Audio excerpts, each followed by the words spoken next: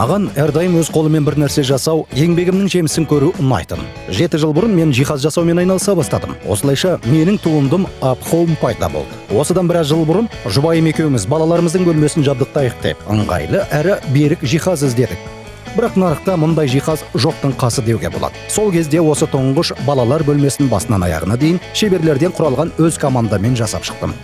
Біз жиһаз түрін үнемі көбейтуге тырысамыз. Төсектің жаңа үлгісін жасай бастағанда қосымша жабдық қажет екенін түсіндік. Ол арзан тұрмайды. Шамамен 1,5 миллион теңге. Айналымдағы ақшаны жұмсағымыз келмеді. Бұл бюджетке әжептәуір салмақ түсіретін еді. Каспий Pay'дің бизнес кредиті болмаса, сатып алу қиынға соғатын еді. Оны алуға санаулы ғана минут қажет болды. Каспий Pay қосымшасына кірдім. Бірнеше қарапайым қадам жасадым. Ақша менің шотыма түсті. Барлығы онлайн. Ешқайда барудың, құжат жинаудың қажеті жоқ. Бизнес кредиттің арқасында мен қаржылық мәселелер туралы емес, өндірісті дамыту жайлы ойлана аламын. Тіпті ай сайынғы төлемді еске түсірудің қажеті жоқ. Ол автоматты түрде төленеді. Күн сайын сатылымнан бекітілген аз ғана сома 5000 теңге алынып отырады. Ол бюджетке ешқандай салмақ салмайды. Өйткені біз жүздеген мыңға сатамыз. Қосымша жабдықтың пайда болуымен біз кірісті де арттырдық. Жаңа үлгідегі жиһазға сұраныс көп. Мен кредитті 3 жыл бойы төлеймін деп ойладым, бірақ сатылымның өсуінің арқасында оны 1 жылда жауып тастауға болады. Оның үстіне біз дайын өнімді Каспий KZ-тегі магазинге сатуға қойып, сату аумағын бүкіл Қазақстан бойынша кеңейтуді жоспарлап отырмыз.